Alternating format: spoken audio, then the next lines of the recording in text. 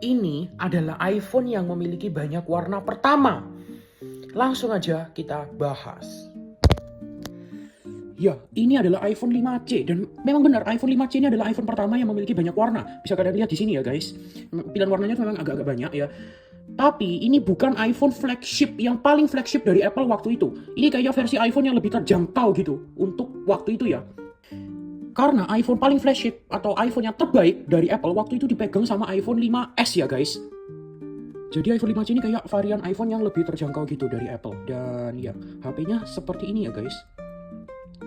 Dan untuk spesifikasinya sendiri ya guys, secara singkat dia menggunakan chipset Apple A6 dan RAM-nya itu 1 GB. Dan untuk iOS-nya sendiri, dia sudah tidak menerima perbaruan software lagi dan mentok di iOS 10.3.4 ya. Dan untuk layarnya sendiri dia menggunakan layar Retina display. Dan untuk varian internalnya dia ada 3 varian guys ya. Ada yang 8, 16 dan 32 GB.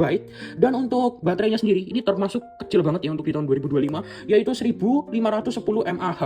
Dan untuk kameranya sendiri, untuk kamera belakangnya dia beresolusi 8 megapiksel dan dapat merekam di resolusi 1080p 30 fps. Dan untuk kamera depannya dia beresolusi 1,2 megapiksel ya guys. Dan untuk hasil kameranya sendiri seperti ini. Nah, untuk hasil kameranya sendiri seperti ini ya guys ya. Ya agak ketinggalan sih kalau di tahun 2025 ya. Sudah agak ketinggalan dan agak kurang gitu ya hasilnya. Untuk kamera depannya sendiri seperti ini ya guys.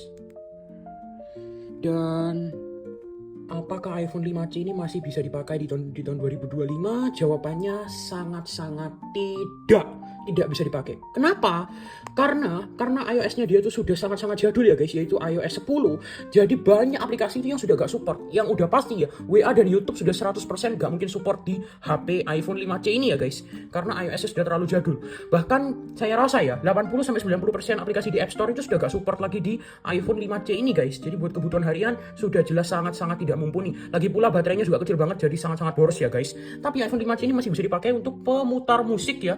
Aku sebagai Digicam ini masih bisa ya guys.